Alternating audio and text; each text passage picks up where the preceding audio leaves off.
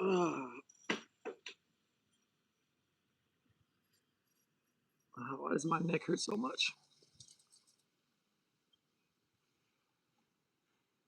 I need to get my back tanned.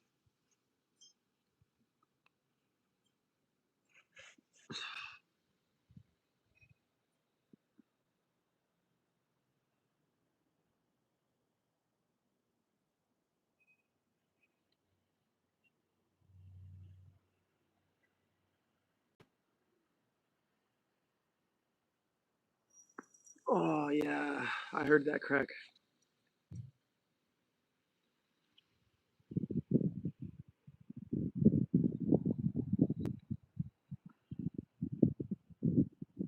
Thank you, brother.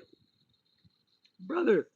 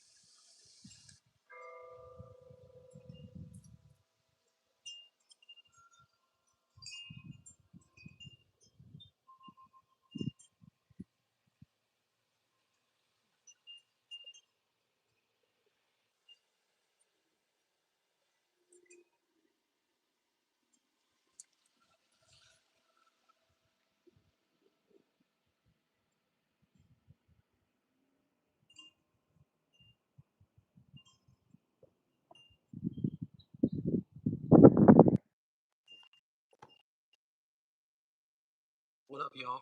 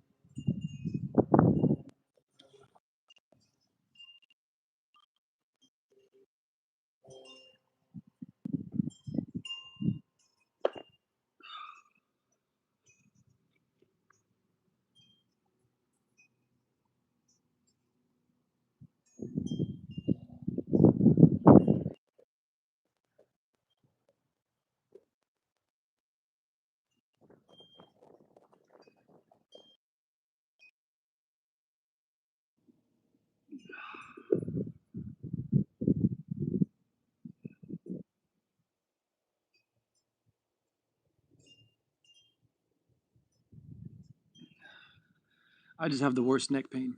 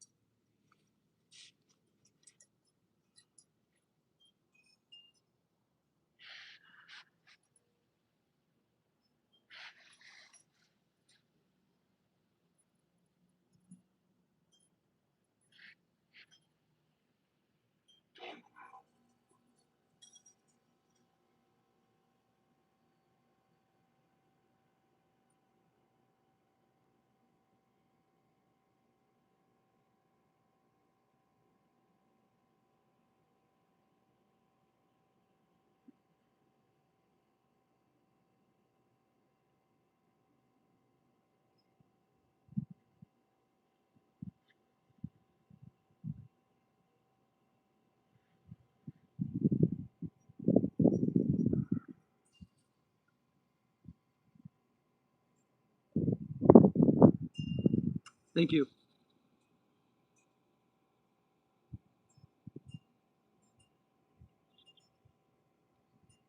Thanks, Bing Boom Bam. Thanks for the comments. I really appreciate you engaging with my YouTube channel. Keep the comments, brother. Keep posting comments.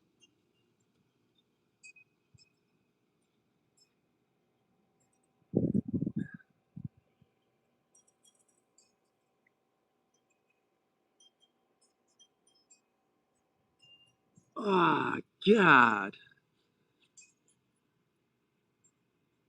Thanks, brother. I appreciate the comments.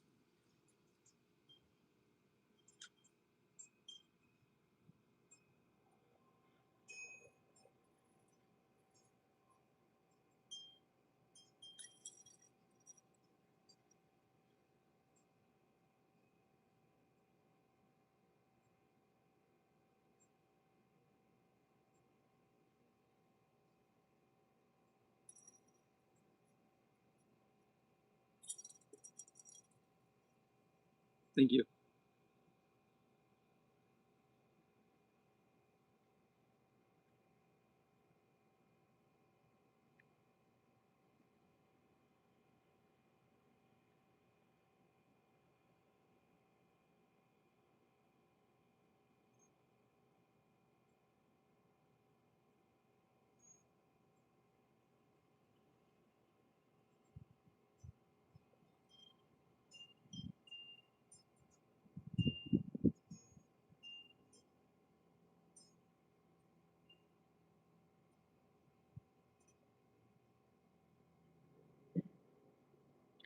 No worries, brother. Thank you.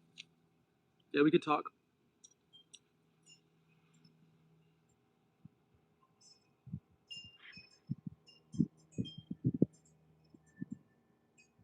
Oh, God.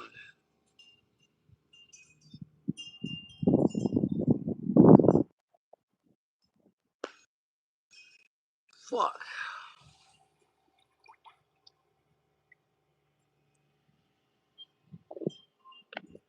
Drop the hat in the water. Yeah, what's your question?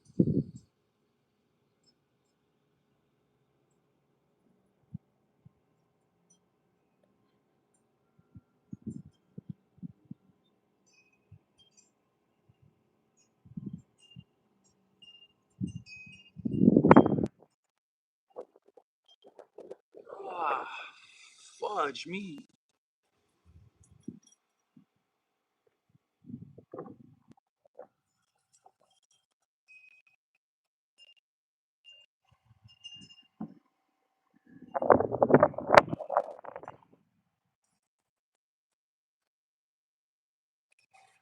God. Oh, God.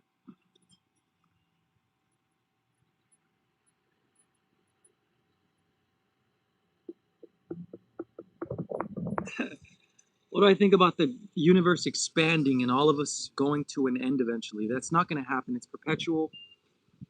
If we believe the universe started at a point, then yes, it's going to expand forever, but it's not going to return to that point. If it were to expand forever, then that would just mean reality is infinite. It's never going to stop. But it can't have a beginning. That's the problem. It never started, so it's never going to end. The only thing that changed was observability, not motion. So we didn't start from a place of stillness and there was nothing, and then all of a sudden, motion appears. We don't go from dark to light. We do go from dark to light, but we don't go from stillness to motion. The Big Bang suggests that first it was stillness, nothing was happening, there's no motion, and all of a sudden, motion in all directions. So motion didn't start from a place of stillness. Motion is the only fundamental thing in the universe. It always was and always will be. Without motion, there will be no existence. So motion didn't begin from stillness. Motion became observable from being at a state of unobservability. So the only thing that changed wasn't motion started to happen, it was motion started to be observable. Motion became imbalanced enough to detect, to be detectable. Yes. So that's what my book talks about. Nobody ever actually has had an absolute motion theory, like until now. I call it the absolute motion theory. There's no such thing as absolute stillness. It doesn't exist. What exists is motion, whether balanced or imbalanced. Balanced motion, we can't see it. We can't. You know it's there because of indirect presence. Like you see everything that is measurable compared to this area that's immeasurable. So it's recognized, but it's not measured. Not recognized. It's highlighted, but it's not What do you think dark matter is? I don't share my thoughts. Not really, at least not in my books. So I'll tell you what dark matter is, and I'm not saying that I'm right, but either you know something or you don't know something. So according to my books, to be consistent with etherology and this absolute motion first framework, instead of saying we began from a big bang, from nothing to something, the motion first framework, which says motion always is, it wasn't first, it just always was. The fundamental motion framework says that um, dark matter says that dark matter would just be the equilibrium of motion. It would be balanced motion. So it's not like an area. It's not like doesn't exist. It's super thin, and all of a sudden it's big now. It's this big always. You just can't see it. Like right now, I'm holding air. You can't see the air, but there's air between my hands. That's what it'd be like to hold unobservable motion, ether. So the ether is real, and in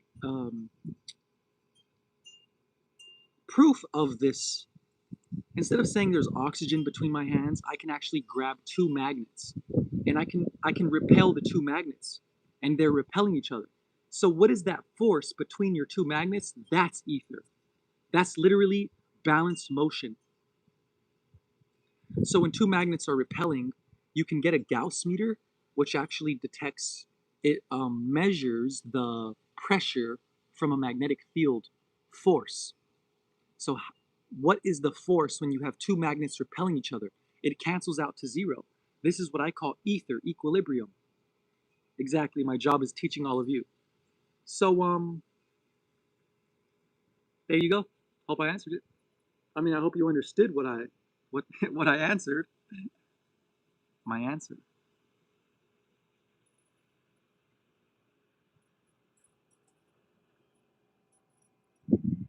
Hit it. What is the third chakra to you? The third chakra? Going down or going up? Going up is the solar actually. This is the solar, the yellow, the third one going up. And that blue one is the throat chakra, the third one going down. So why would you say what's the third chakra to me? That's just what it is to reality. That's what the third chakra is. I don't get your question. Our brains aren't made to understand the universe, Goofy. That's your brain, Goofy. You're the goofy one who doesn't understand the universe. The boss said not to interview people that have tats. I'm sorry you work at a closed-minded facility. Body dysmorphia much? Sure. I have horrible neck pain. I have very weak legs. I just started doing my arms. Definitely. That's what happens when you are a dedicated truth seeker and you spend the past 2 years writing with your face in notes. Literally, my neck hurts. I smoke cannabis strictly for my neck pain because I'm an author. Every tattoo on my body is in my book. So I talk about cannabis, how it's a master healing tool. It can wake you up if you're sleepy. It's actually a balancer. If you're an insomniac and you have insomnia and you can't sleep, it puts you to sleep. If you're anorexic and you don't have an appetite, it gives you an appetite. If you're obese, it reduces the appetite. If you are what's the opposite of an insomniac? Insomniac, you can't sleep. And if you're too tired and lazy, then it wakes you up. It's a stimulant. You know, selling poison to other humans gives you bad karma. I'm sure it is, yeah. I believe in karma.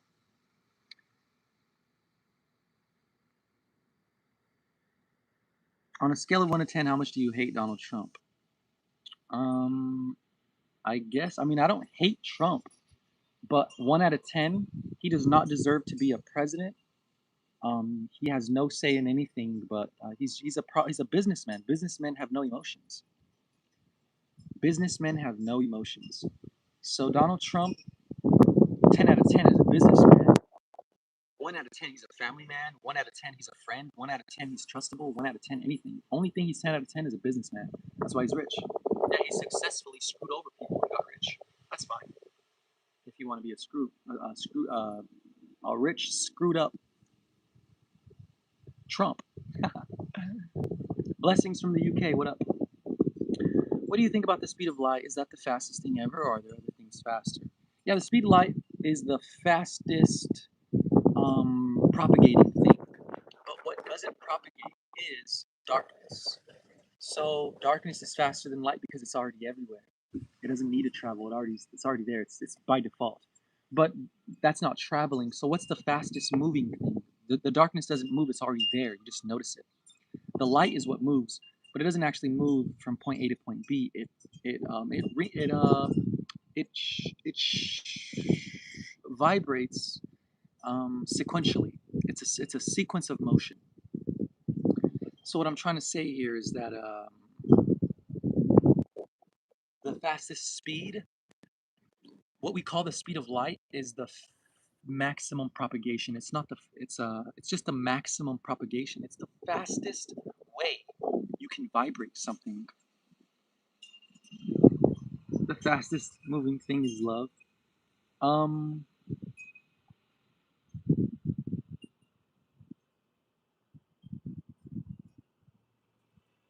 hmm.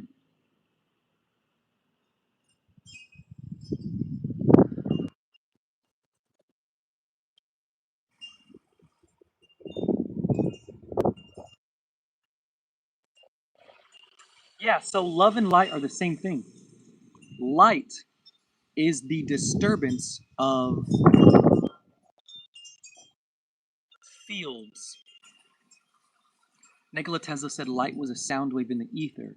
So you're vibrating the field and causing it to illuminate. So there's already invisible light. What we call the visible light is just the 10% visible portion of the electromagnetic spectrum. So we can't see 90%. You can only see 10%, which is what we call the rainbow. Um, so that invisible light, yes, that is the field that gets disturbed. It's a field of motion. Remember, everything is motion. So invisible light is balanced motion. It's more balanced motion. The less balanced it becomes, the more visible it becomes. The 10% spectrum. So sound is just a disturbance of that equilibrium.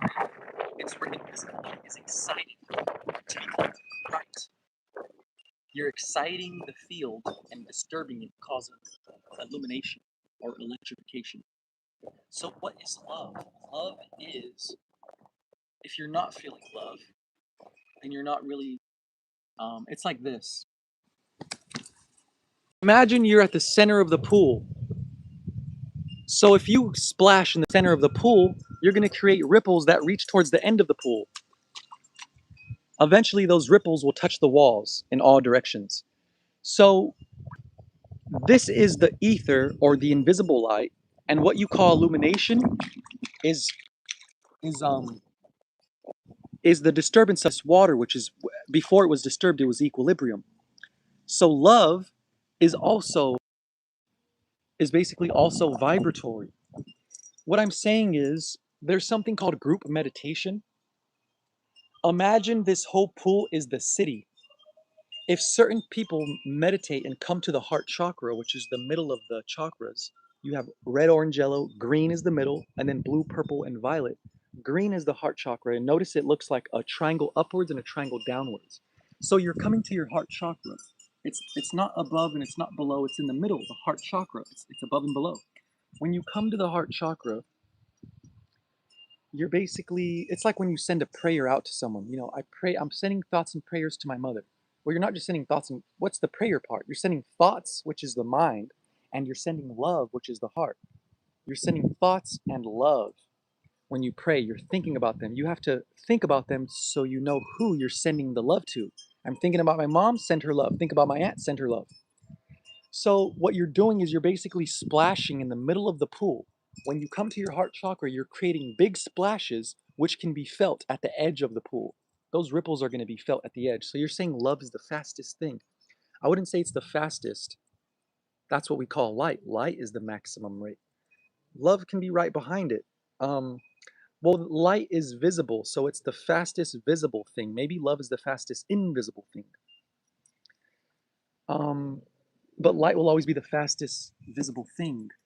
And what I'm saying though is when people do group meditations, they are like, all of them coming to their heart is creating these peace waves. These peace waves can be felt. And that's why when people group meditate, like 10 people meditating in one city, like if I'm in Fresno right now, I'm gonna say, everybody come to Fresno, come to my house, and we're gonna be meditating in the backyard right here in a circle. Or we're gonna be in the hot tub meditating. Don't meditate in a hot tub. The point is, you will notice that there will be less crime rate this day out of the year throughout the entire year. How come there was less murders and less people getting pulled over, less mean and angry cops? There was less anger and confusion and frustration and violence when these people got together and meditated, which means you came together. It's like one speaker is loud, but if you have two speakers, it sounds like three speakers. And if you combine six speakers, it sounds like nine speakers. It's called constructive interference. So when you put multiple speakers together, those speakers combine and sound like a giant freaking, it sounds like 20 speakers. You only have three speakers on full. The more speakers you have, the more the sound couples together and it actually reaches further. So if 8 people are meditating at home, they can create peace waves that affect the rest of the city. Love is an act and it's a feeling.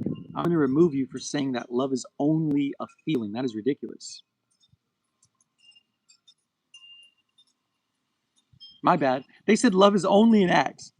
Love is a feeling and it's an act. Don't say love is only an act. I love you. You love me. Um, you don't do it by action. You feel it. So like whoever got you the biggest flowers, that's love? No, love is not action. It's not who got you the biggest flowers. What if you just lost your job and you're broke? I don't love you because I didn't get you flowers? What a dumbass. Don't ever lie to people and tell them that love is action only. You would literally never win a debate against anyone.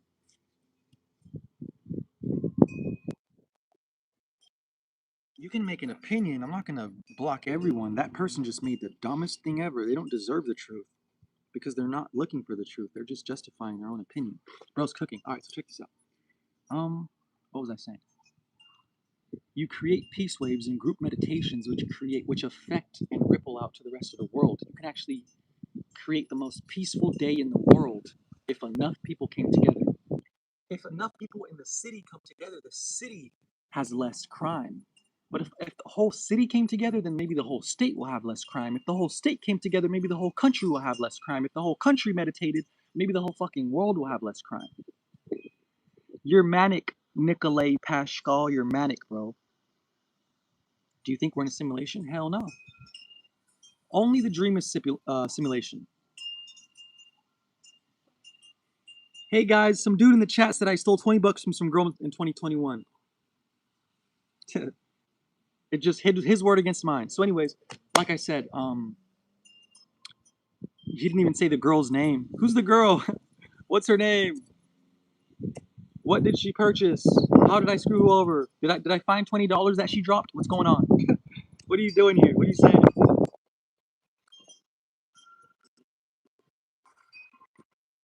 So what was I saying? Peace waves are effective. Speed of light. Yep, we're done. I need to tan my back.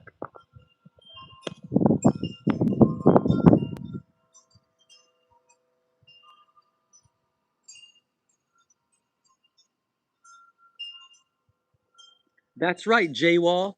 He didn't say the girl's name. Probably because he's lying. I agree. In fact, he is lying. That's why he didn't say the girl's name. He's just trying to, think of something, pull it out his ass. You stole something from my girl in 2021, 5 years ago.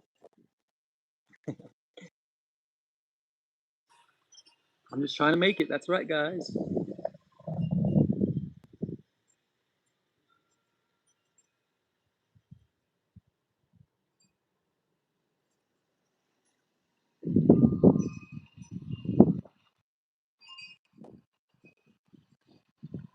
Why did you draw on your face like that? Just boredom. That's all. Link in my description, guys. Check out my books. Every tattoo on my body I explain in my books. Specifically the Hearth book. Do you believe in aliens? Heck no, I don't believe in anything. Your tattoos are so awesome, man. It's so freaking amazing. I want to have brunch with you and ask you about all your tats. Yeah, so this back tattoo is the biggest one.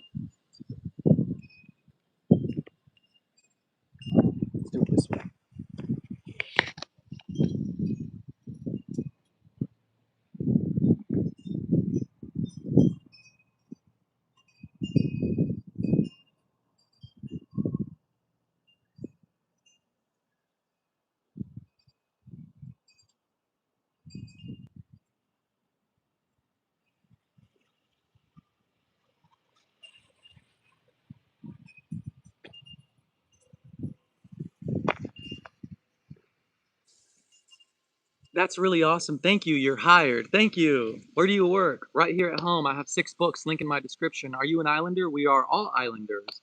As I explain in the Hearth book. Check this out. So this is my book. Link in my description. It's called the Hearth book.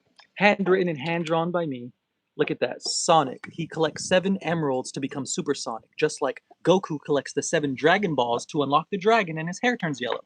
Because that's crown consciousness. That's Christ. That's Christ consciousness. So this is the flat earth. This is the dome, and guess what? No matter where you are, you're surrounded by 75% water because the earth is mostly water. So you're an islander. Are you an islander? Yes, you are. Australia's an island. This is an island. Africa's an island. America, North and South are islands. Everywhere on earth is an island because earth means the solid part. Ocean and earth. Earth, earth, earth, earth, earth. Island. You didn't know earth was just a big island surrounded by ocean? Now you know. Yeah, back then, if you actually went to school and paid attention, they said that back then, before there was 7 continents, it was one continent, and it was Pangea. So we were just on one big island called Pangea. Isn't that hilarious? So we're all islanders. And now the Pangea got split into 7 more small islands, which we call continents, but they're just islands because it's surrounded by water. Yep, globies are idiots. I agree. They're such idiots. Ask your doctor if lithium is right for people who have manic disorders. Yeah, that's what they give people who are manic. When you're manic, they give you lithium. You should know that. You're manic, bro.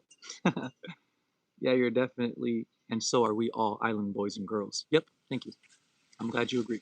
Show your smallest tattoo. It's this fly right here. I literally have a fly on my forehead, like a bzz. Look.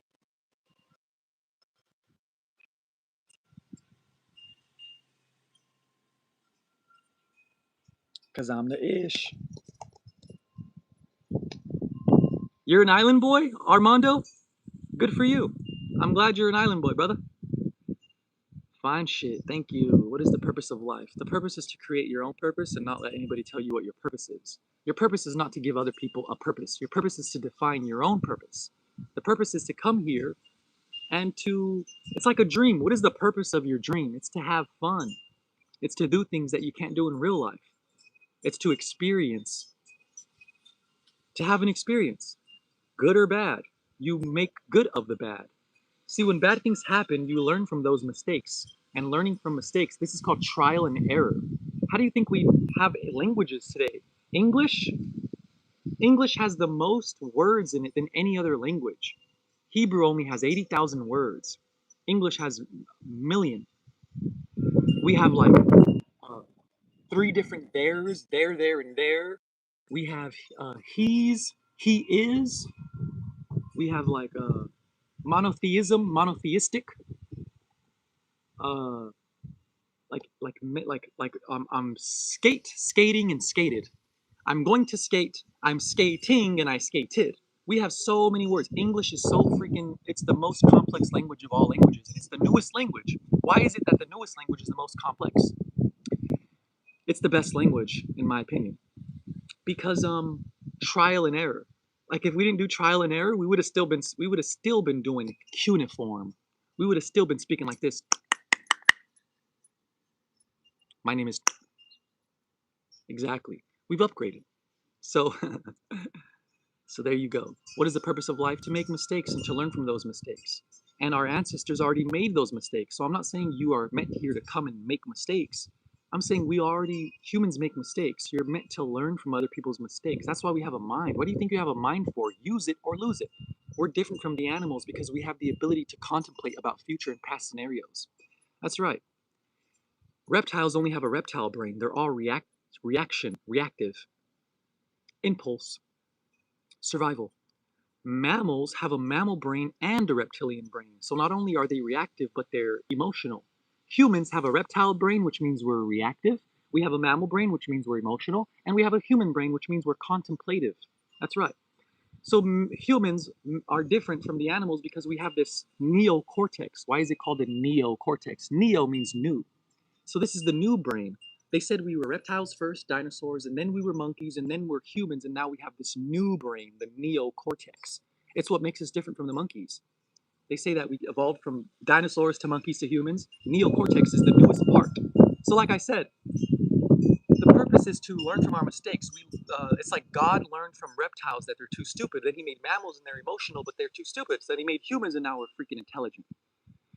Animals are not actually stupid. They just don't have that contemplative intelligence. They have bodily physical intelligence, which means they're intelligently designed. We're designed with intelligence, where animals are intelligently designed. They're not designed with intelligence. Humans can make a chamber that can protect them from radiation. We can make a sealed chamber and sit inside of it until the storm is gone, and then we can come out of it and say, oh, I survived this radiation, volcanic eruption, whatever it is. Like, we have the skill to do that. Animals can survive radiation directly, like a cockroach. A cockroach could not be killed with radiation.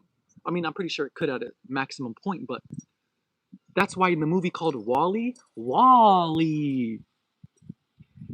that's why there's a cockroach when everybody else is dead. He's the only living thing on Earth. There's only one plant on Earth and one cockroach and two robots, Eve and Wall-E.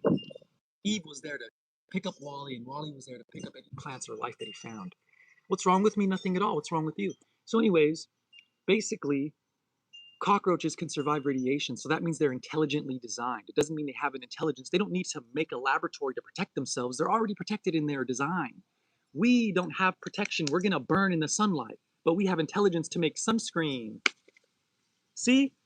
We're intelligent and we're intelligently designed, but the reason we were intelligently designed is because we have intelligence. We were intelligently designed with intelligence. Cockroaches were intelligently designed with their design.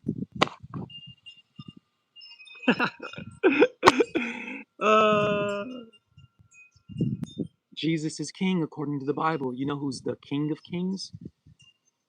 Zeus, the god of gods. He's the original. Shout out Zeus.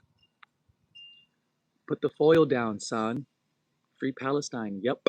Free the entire world from their ignorance and their fixation on their beliefs. Never existed. Elvis. Odin is better. I agree. Odin is sick. This is Odin right here. Odin, the one-eyed man. This is the Norse tree of life. Jesus loves you. Yes, he does, according to the scripture. Good thing it's just a story. It's not actual history. Ignore the haters. I will. Poseidon. Yep, that's Neptune. Witches are awesome, bro. Yes, they are. Is Zeus Jesus' dad? No, Saturn's Jesus' dad. Jesus is Zeus. Oh, I agree. Why he got one eye? I have three eyes. Do you talk about Egyptian mythology? Oh, you're talking about Odin? Odin has one eye because his name is one. Odin is where we get the word Eden. The Garden of Eden is the Garden of Oneness. Odin means one in Russia. Eden means one in Macedonian. Look it up. How do you say one in the Macedonian language? Macedonian language. How do you say one? Eden. How do you say one in Russian? Odin.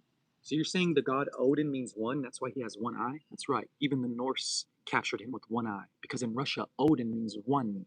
He's the one-eyed god. He's the one. He's not the two. The devil is the one with two eyes. The devil rules duality, polarity, matter. North Pole, South Pole, your atoms, physical matter. That's the devil. The devil is awake and asleep, body and mind, boy and girl, hot and cold. The devil is duality. That's why the devil rules the world in the Bible. The devil rules the world. So what does God rule? God rules oneness. He rules heaven. He rules equilibrium. We fell out of Eden. We left the garden, which was perfect. Exactly, perfect and one.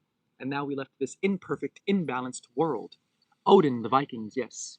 You practice Vedic and Western astrology? I don't practice, I just familiarize myself with those subjects. I know about tropical astrology, which is Western, and sidereal astrology, which is Vedic. Tropical, Western, Vedic, sidereal. Jesus is Lord and King of Kings. That's right. Just like Zeus was the Lord, the King, God of gods. Jesus was the king on Mount of Olives. Zeus was the king on Mount Olympus. Zeus had 12 Olympians. Jesus had 12 disciples. The devil is the author of confusion, I agree. You're an island boy. Nice to meet you. Nice to see you. Are you wearing a wig? Not at all. Thank you. BK rules. What if God is the devil? What if he's all one? He is the devil. Didn't you hear the Bible? I mean, haven't you read the Bible verse where God says, I create all good and evil? The devil doesn't do evil. God does. Said it himself. Oh no, it's the Truther's twin brother. Yep, I'm a Truther. Amazing fathers in their beautiful homes lead to this. That's right. Am I going to New Island? If you want to. What do you have on your eyelids? It says Tor and Bull. The Tor is the torus field, which is this. The Bull is the hyperbola, which is this. So this is a blue hyperbola and a red torus, which is the conjugate geometry of the universe. Red torus, blue hyperbola. Red in German is Rot. That's why they say the Rothschilds, you know, like the Rockefellers, the Rosicrucians. The Rothschilds means the red shield. So Roth means red. Rot. So Rot, backwards Tor. The torus is Rot. The torus is red. It's a red torus. Bull is blue. This is the hyperbola. A hyperbola is just an hourglass shape. So it's the hyperbola, which is blue. BOL is BLU. Blue hyperbola, red Rot torus. The torus and the hyperbola are basically it's basically like the phi symbol. You have the stick inside of it's a ring and a rod, like the stick in the circle. So the hyperbola is at the center and the torus is directly around it. So the hourglass fits perfectly inside of a donut. This is how your atoms look. Your atoms are made up of torus fields and hyperbolas. So they say that every magnetic field, which is what your atom is not a particle, it's made up of a field. That's why they say your electrons are spinning. Well, if the electron didn't spin, there wouldn't be an atom. So it's made up of the orbital cloud of the electron. So what I'm saying is it's actually a torus field. It doesn't look the way they say it is. This is how an atom actually looks.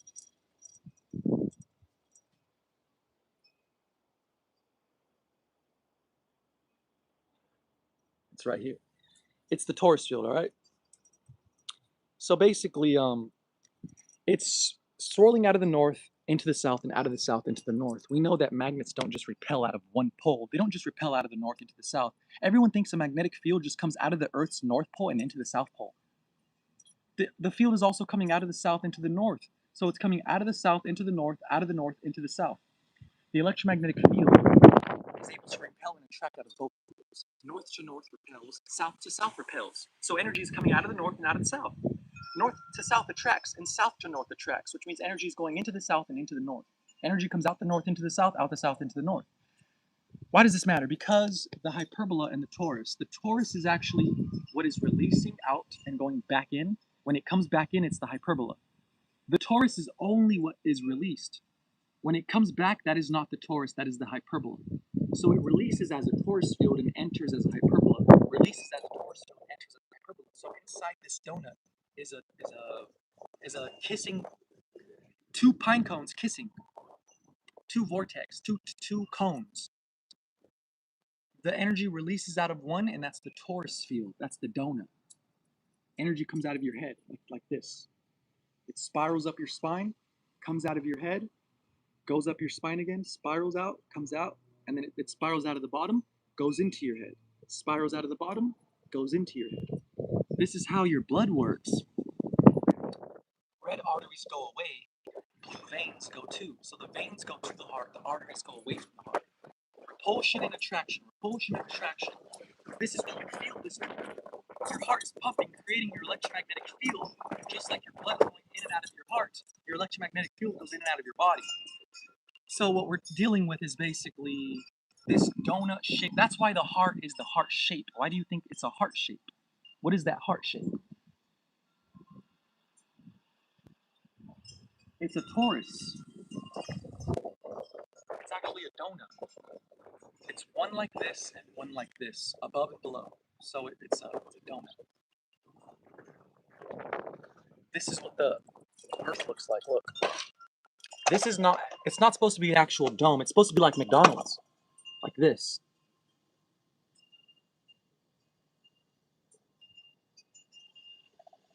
You see that?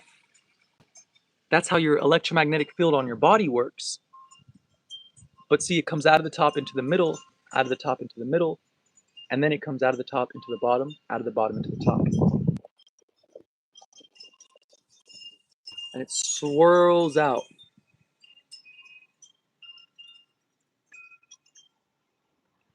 That book got Cat Williams to follow me, and that's why he named his tour the Dark Matter Tour.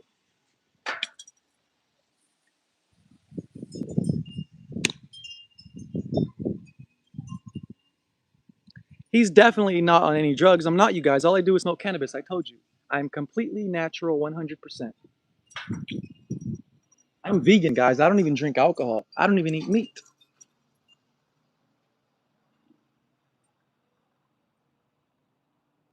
That's right. I don't even eat meat, y'all.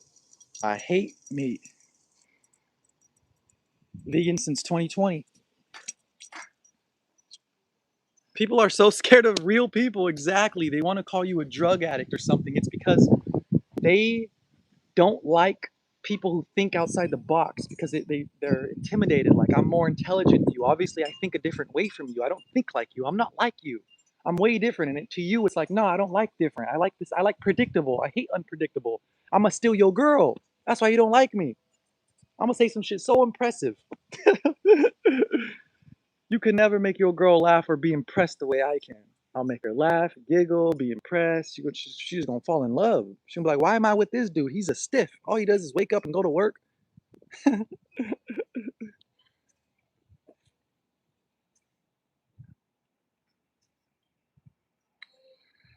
You go live show brain enhancement content. Yep, this content is brain enhancing. You're from California. I just found you yesterday. What up? Is that men's right chick? Never heard of it. So you can't predict anything, even knowing all the fake info you spell. Is that what you think? Is that your conclusion? They can't handle the truth, bruh. No, they can't. Best content on YouTube. Thank you. That's right. I'm from India. What up? Hare Krishna.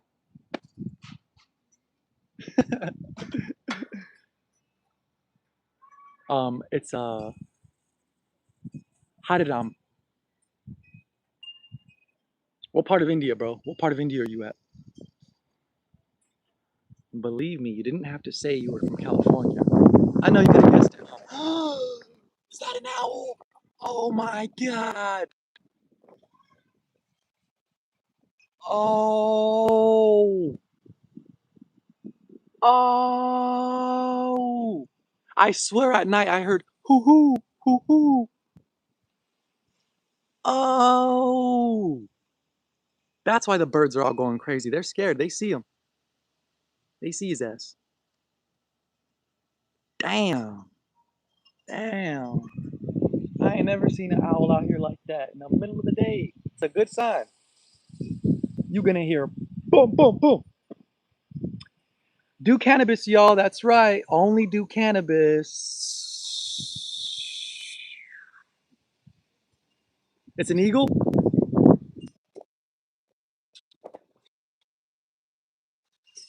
Oh, owls are only up at night or what?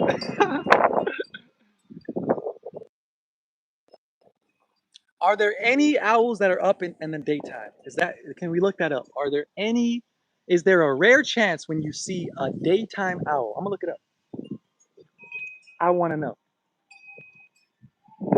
Is there such thing as a daytime owl? Has an owl ever been spotted up flying in the middle of the day in California? Yes, daytime owls exist. Yay!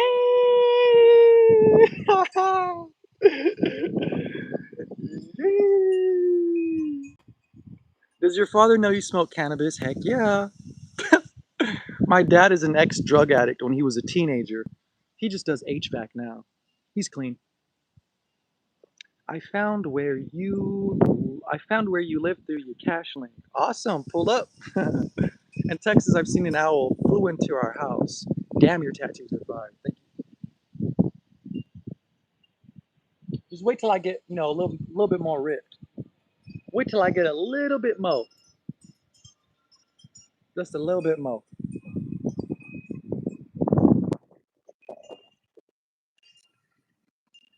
But that wasn't one of them. How do you know? Are you the bird expert? You're not an expert, bruh. Stop. You're not an expert. You don't have any books on owls or eagles. Stop. Sing the Island Boy song. I'm an island boy, just trying to make it. I'm a Kiwi. I'm gonna be hotter than the sun. I'm just sunbathing, and you're just watching my YouTube. I'm sunbathing. I'm just sunbathing.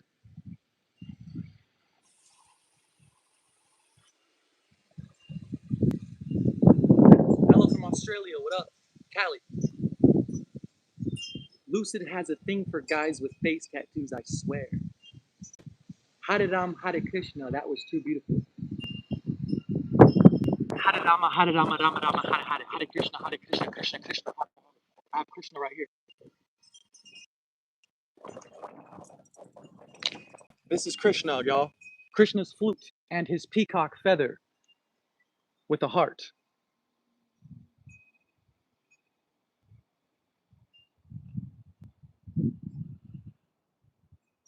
Hope you saw that. What do your tats mean?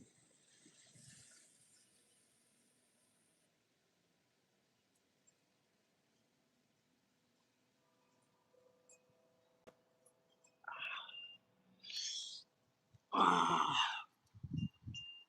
this is Kali Ma. Kali Ma represents the Dark Age. Her name means black. Kali is black. So Kali Ma, it's the Kali Yuga. So she represents the threshold that we got to go through in order to reach the golden age. You have to go through the dark age to get to the golden age. You have to go through the storm to see the rainbow. You have to go through the lightning and the thunder and the rain and the dark clouds to see the rainbow at the end. You don't have a rainbow unless there's rain. It's a rainbow. Without rain, there's no bow. Without a storm, without the darkness, there is no golden age. So it's all about emergence, coming out of the dark to the light, awakening. So it has to do with astrology and the cosmic cycle of awakening, and it has to do with your own personal individual awakening.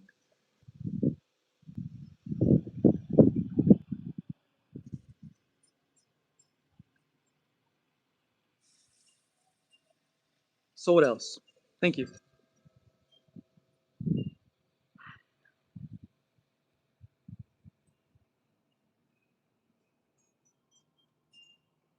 Kali represents the dark age. That's why she has her tongue sticking out.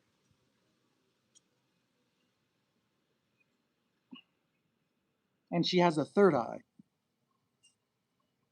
Tongue out, third eye. And her skin is blue, sometimes it's black.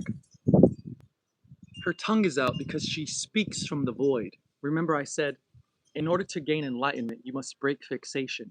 So it's void vision speech. This is in my book, Demystified Mysteries, where I talk about oracles and oils and how the prophets used a prophet making oil.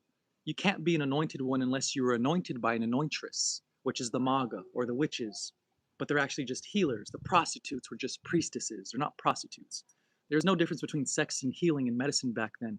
They actually apply medicine through the butt, the rectum, because pills, it, the stomach messes with the components of the drugs. So you want to just boop right in your behind, and that's how you actually, that's how you get anointed. The alabastrum. It wasn't a perfume bottle. Mary Magdalene, when she anointed Jesus, she actually healed him with some medicine. She was a prostitute, but she was a priestess. So, anyways, you get anointed, you break the fixation. That oil is meant to kill you. That's why Mary said, I'm going to anoint Jesus and prepare him for his burial. She wasn't oiling him like when you embalm someone when they get mummified and die. She was anointing him so that he can see. Jesus says himself, you must anoint the eyes so that you can see. You must Christ your eyes. So she gives him the perfume, the oil, the drug that causes his entrancement, which is why he dies and comes back to life. Because he doesn't die, he just goes through a death-induced vision. So basically, that's void vision speech. Think about Genesis, how the Bible even starts. First, there's formless and void, and God said, "Let there be light," and then there was light. The whole Bible is about prophesying. It's about entering the darkness, seeing the vision, and then speaking to people and telling people what you saw. This is why the Bible talks about fortune telling. Fortune telling, telling the future. You saw the future, and you're telling people, "This is what's going to happen. I saw it in front of my eyes." No, you had a psychedelic flash. You literally had an LSD DMT trip. That's all. It's not gonna happen. It just happened to you in your mind. You saw it. You are the witness of the mind and the body. So, anyways, it's about breaking fixation so that you can lucid dream. If you believe reality in everything you hear on the news and on YouTube and everywhere else, the Google, then of course you're going to be someone who believes the dream. You want to wake up inside the dream and question the dream. Am I dreaming? I am dreaming. I better start controlling this shit with my mind because this is my mind. I'm inside the dreamscape, which is the mindscape. So why would you not, if you're not lucid dreaming, it's because you're fixated, you're identified. You don't have fluid or flexible awareness yet. You don't have higher awareness. You're actually unconscious dreaming. And if you're unconscious dreaming, you're probably more than likely unconscious while you're awake. That's why you're not woke while you're awake. It's like, are you woke? Obviously, I'm awake. I'm not asleep. But if you're not intelligent or aware enough, then you're considered asleep, even if your eyes are open. You're literally a dead man walking. I'm awake while I'm awake, and I'm awake while I'm asleep because I've broken fixation. I was able to tap my face because I'm not like you guys. I have to keep my face pretty for work, or else they're not going to hire me anymore. I'm not fearing anything. I'm being myself. I'm not scared to tattoo my face because I'm not my body. I'm going to look different when I'm older than I look different from when I was younger. So people say, so anyways, my point is I'm not stuck in the past or the future. I'm in the now moment. I might get these removed in the future, who knows? But I'm only living in the now. I'm not saying I only live in the now. And I'm not only living in the now. I'm mostly living in the now. Because you do want to think about the future and the past. You know, I think about the videos I'm going to make before I make them. I think about the past video I made, and I'm like, oh, maybe I should delete that. So it's obviously just being fluid and being navigational. It's not just observer. It's not just awareness of awareness. It's observer authority and navigational authority of awareness. You can navigate, observe, and overlap states at will. Oh my God, are we in Florida? So this is called meta-state mastery, where you can overlap, where you can move, navigate, and overlap states at will, which is wake and sleep. Wake and sleep. I can move across, which means I can enter the body, or I can enter the mind, or I can overlap them.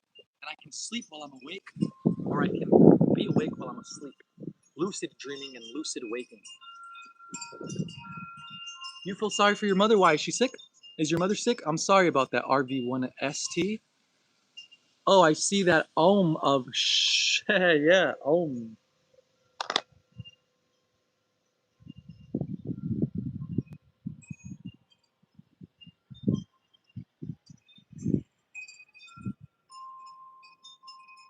Mahadev Shiva.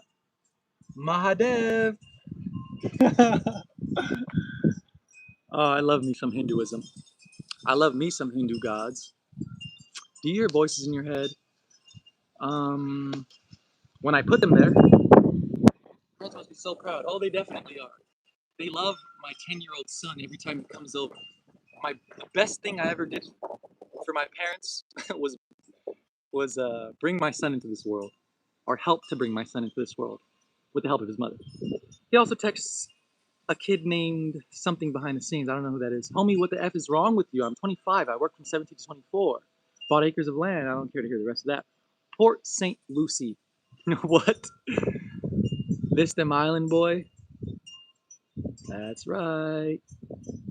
I'm in California, y'all. I don't know what Port Lucie is, but hey, if you think I'm in Port Lucie, then that's what you think, man. Keep justifying your own narrative.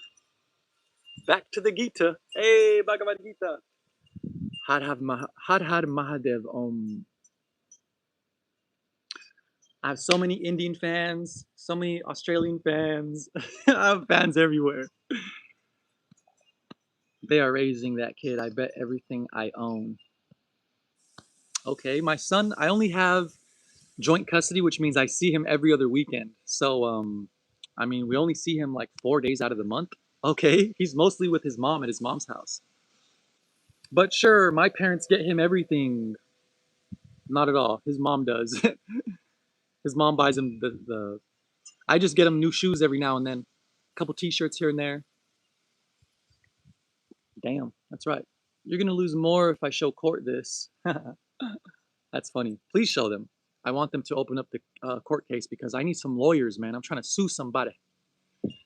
Yeah, I'm trying to sue somebody. It's the weekend. Yep, my son's upstairs with my little brother.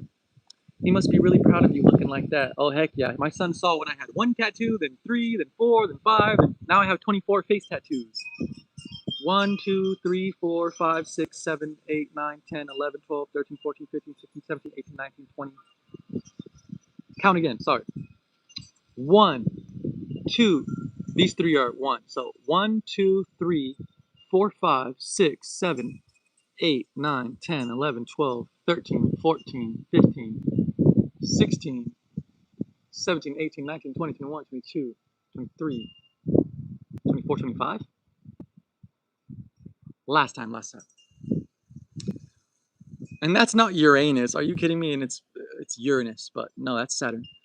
1, 2, 3, 4, 5, 6, 7, 8, 9, 10, 11, 12, 13, 14, 15, 16, 17, 18, 19, 20, 21, 22, 23. 23? Did I count this? One last time, I promise. Last time. 1, 2, 3, 4, 5, 6, 7, 8, 9, 10, 11, 12, 13, 14, 15, 16, 17, 18, 19, 20, 21, 22, 23. Okay, I have 23 on my face, just to be correct. Oh, wait. No, yeah, 23. Yeah, that's a star.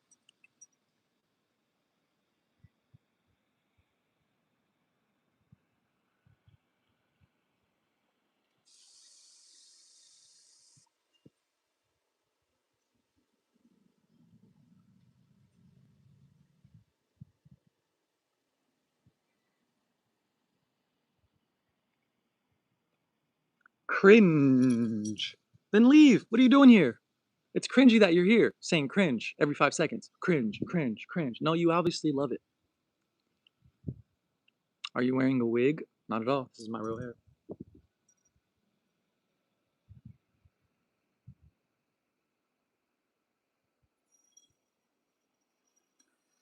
Have you been to prison? Nope, not at all. Talk about something smart. Okay, let's talk about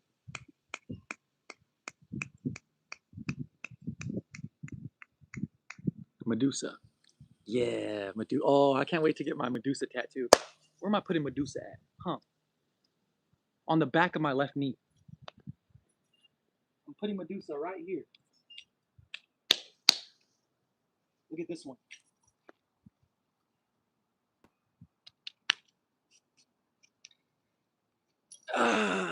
So guess what? Medusa is the snake-haired woman who shoots you with a bow and arrow. When Medusa shoots, sorry, I'm way off. Medusa supposedly is the woman who you stare at, and she is so scary, she petrifies you, she turns you into stone. In my book, Demystified Mysteries, Oracles, and Oils, link in my description, this book is amazing. I talk about the ancient myths and I demystify the ancient myths. It's called Demystified Mysteries. So, Medusa is one of the ancient myths. I'm telling you how all these myths that were mythologized are just natural, actual healers, like very intelligent scientist, priestess women, very high-ranked women, intelligent women, pharmacists. These women were they were sorceresses, which is pharmacological priestess. So these sorceresses, these priestesses, these healers, these witches, Medusa, with her snake hair. See, what the church did, it's the church that likes to demonize and mythologize a lot of the ancient truth. So, like, they called Mary a whore, a harlot, a prostitute. She's a priestess. That's why she anointed Jesus, and she's the one who prepared him for his burial. She prepared him for entombment, which was the death state, which is the initiation ritual. She's going to put oil on him so he can die and come back to life. It's basically like DMT or LSD. It's a very psychotropic or psychoactive drug. So, anyways, what happens is this. Medusa is the woman with snake hair that when you stare at her, you become paralyzed. Well, that was just a myth. See, they demonized all the ancient women, which were healers. That's why you have nurses. A nurse is supposed to be a woman, not a man. You can have male nurses, but that's why they call it a male nurse and not just a nurse. I'm a male nurse. Why can't you just say nurse? Because nurse assumes a woman. Thank you. So the midwives were the ones who actually mastered the medicines. It was the midwives. If you go back in time, like where does medicine come from? It comes from the women. Why? Because they were trying to figure out how to stop the bleeding because one out of every 3 women would die during childbirth back then. One out of every 3 women would die from bleeding during childbirth. So they had to find remedies to stop the bleeding. Snake venoms would do this. It coagulates the blood and stops it. So what they do was they would use snake venoms for sedatives, anesthetics, analgesics, and sedatives, anesthetics, analgesics, pain relievers. That's an analgesic. So, anyways, the point is, snake venom is venom and anti-venom. It's cure and anti-cure. I mean, it's poison and cure. It's the dose that makes the poison into a cure. When you dilute the poison, you made a cure. When the poison is concentrated, it's a poison. When it's diluted enough, it becomes a vaccine or a cure. So, anyways, that's the difference between venom and anti-venom. Is one's diluted and one is concentrated. So they were practicing snake venom's medicine in pharmakia and pharmacology. So they called them witches. They called them sorceresses. They called them freaking harlots. No, they were priestesses, not prostitutes. And the reason they call them a prostitute is because they do. It's sexual the way they apply the medicine. It was rectally. It's an anal suppository, even vaginal. So, anyways, these were ancient freaking master scientists, bro. This is how we even have medicine today. That's why we use the snake symbols for medicine today. Why do you think we use the medicine? Caduceus. What is the 2 snakes? One is the pure, one is a cure, one is a poison. Venom and anti-venom, Christ and Antichrist. Thank you, Ammon Hillman. He has a YouTube channel called Lady Babylon 666. Anyways, back to Medusa. Medusa is the snake-haired woman who you stare at, turns you into a petrified stone. She has snake hair. The reality is she has snake venom in her hair because your hair is used as an absorbent. It's like a cloth. So your hair is very oily, which allows things to be stuck in the oil. So they would put snake poison in their hair. They would have oily snake hair, which is why she has snakes in her hair. It's not that she had snakes in her hair. Snake venom was in her hair. She would get the bow and arrow. She would rub the tip of the bow and arrow in her hair, and then she would shoot you with it, and she would paralyze you. These are actually called the Amazonian warrior women. These are Scythian warriors from ancient near the Black Sea. These are European blonde-haired, beautiful, majestic Amazonian women who cut off one of their breasts so that they can shoot the bow and arrow. They would chop it off. The word Amazon literally means amastoi. It means no breast. The Greek word for breast is mastoi. In the Bible, when Jesus has a golden sash around his chest, it says he has a golden sash around his mastoi, which is a female breast. So Jesus has breasts. He's wearing a bra in Revelation when he's described wearing a golden sash around his chest. He's Aphrodite. He's all the planets. Jesus, his face was white like wool. That's Saturn. He had a sword coming out of his mouth. That's Mars. He had a voice like water. That's the moon. His feet were like copper. That's Mercury. Uh, his eyes were like blazing fire. That's Jupiter. And he was clothed in the sun, which is the sun. So, anyways, Medusa is not a snake-haired fake woman, a myth. She's not a snake hair that you stare at and turns you to stone. It is a woman with medicine in her hair, snake poison that paralyzes you when she shoots you with her bow and arrow. These are the Amazonian priestess, pharmacological priestess warrior women. The Scythian warriors, the Amazonian women. Look up the Amazons. They would cut off one of their breasts. Amazon means means no mazon, no mastoi. They would cut off their breast. Amazon means no breast. They would have one boob here, no boob here, and they would shoot the bow and arrow without their boobs being in the way. How are you going to shoot your arrow like that? So they cut off their breast.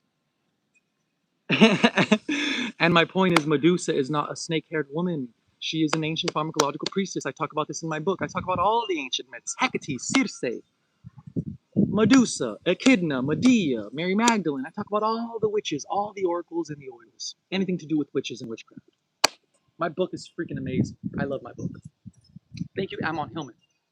And yes, I do know Hanuman. Sorry for ignoring your comment. I didn't mean to ignore it. I was just trying to get my point across. Hanuman is awesome. He is the half monkey, half human that Shiva comes down to earth as. So Rama is the devoted devotee and he worships Shiva. Rama loves Shiva, Mahadev Shiva. That's all Rama says, Mahadev, Mahadev. And so Shiva says, wow, I appreciate you, Rama. You worship me. Rama, nobody else cares about Shiva except you, Rama. You are a devoted one. Rama, you are blessed by Shiva. So Shiva comes down as Hanuman, which is a monkey male. Hanuman comes down and worships Rama. So Hanuman worships Rama. Rama worships Shiva. Shiva is Hanuman. It's a circle. Rama worships Shiva. Shiva is Hanuman, who worships Rama, and Rama worships Shiva, and Shiva is Hanuman. So the point is, it's appreciation. Rama is showing love to Shiva, and Shiva therefore shows love to Rama. So Jesus is like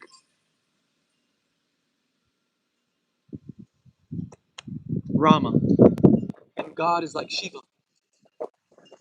Jesus loves God just the way Rama loves Shiva in India. This is Shiva, this is God. Mahadev, he's the great God. Maha means great. Dev, God. Mahadev, he's also the,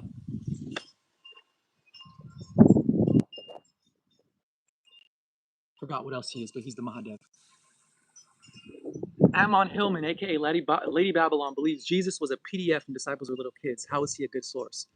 Because he reads the ancient Greek. He's just telling you what the ancient Greek says. Of course, it's symbolic. So what he's saying is not wrong in the literature, but it's not all the way correct in the symbolism. So what does it represent? Jesus was not a real person. There's actually another video where Ammon Hillman says he doesn't believe in Jesus. They say, do you believe in Jesus? He's like, I study the scriptures. I don't believe in anything. So he does not believe Jesus was a real person. He's actually he's just reading the ancient scripture and telling you what the scripture says. It's our mission to further determine what this means. We don't know Greek. Ammon knows Greek. So he read it to you and he's like, this is what it says. Jesus is a PDF file. And you're like, no. Well, why don't you read Greek and you'll read the same thing? He is a PDF file with a little kid naked in the garden when he gets arrested, and that's why he gets tortured, because he's with little kids naked in the garden. Who wouldn't want to arrest and torture and execute someone who's caught red-handed with a little boy naked in the garden? You obviously haven't read Mark 14:51.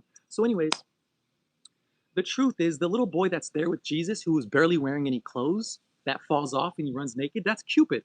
Cupid is a little naked boy with the bow and arrow and shoots you and makes you fall in love. That's the arrow poisons I was talking about with Medusa. So Cupid is the child of Venus and Ares, which is the god of war, Ares with the bow and arrow, and the goddess of love with the emotion of desire.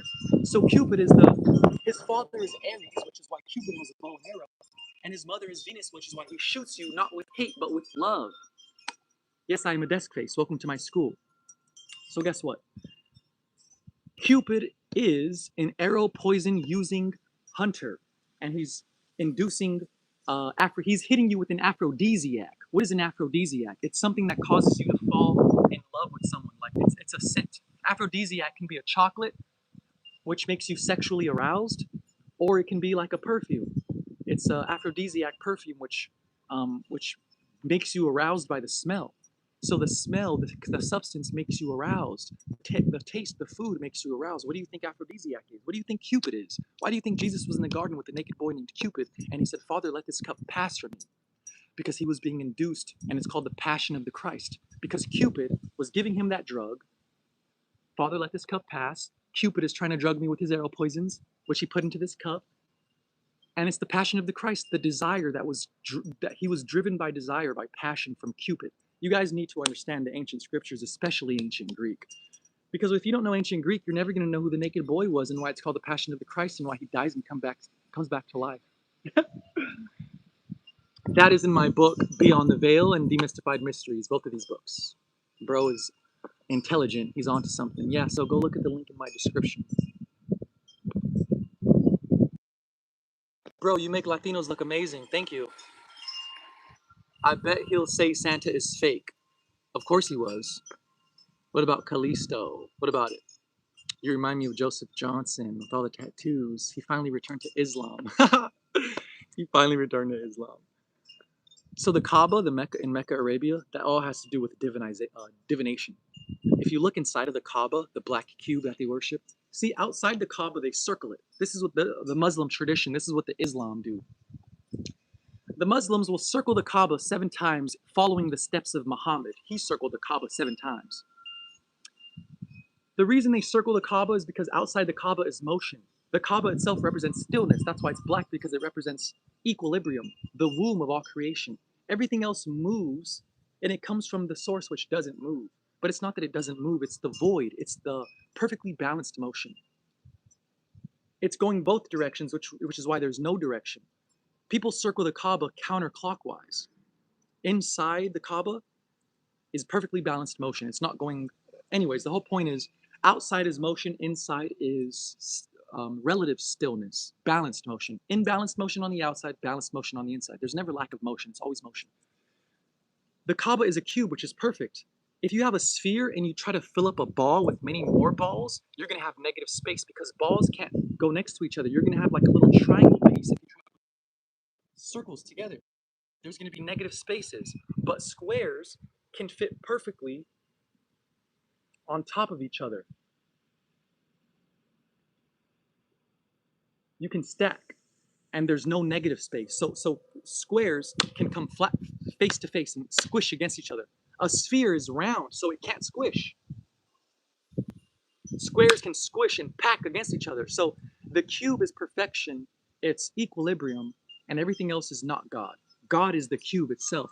When you go inside the Kaaba, it's actually, there's no windows. How come there's no windows in the Kaaba? Because just like the outside is black, on the inside is black. It's dark. There's no windows. I mean, of course they have lanterns, but that's because I told you, void vision speech. Jesus dies, has a vision, comes back to life. You enter the Kaaba to talk to God. That's where God is. God is you coming to the state of no mind. Meeting God face to face means you exit the body and you exit the mind, and what's left is pure awareness. That's coming to God face to face, meeting God face to face. God is your awareness. God is within. Didn't the Bible say God is within? That's your awareness. It's not me saying it. The Bible says God is in your midst, the middle of the body and the mind. It's in the middle of the body and the mind. You can only witness as the observer that you are. You can only observe the body or the mind content. You cannot observe the observer by itself, only indirectly through the content that it observes. So when you have that vision, that's how you meet consciousness directly. Because you can't just say, I backed out of the body and mind, now I'm witnessing myself. It wouldn't look like anything. All you can witness is either the mind or body, and that tells you what you are. If it's not the body, it must be the mind. And if the mind is the thinker, and I'm observing the thoughts as they go by me, then I am not the thinker, I'm the observer. The mind is the thinker. This is the doer. Body does, mind thinks, soul is. Peace out, y'all. Love you.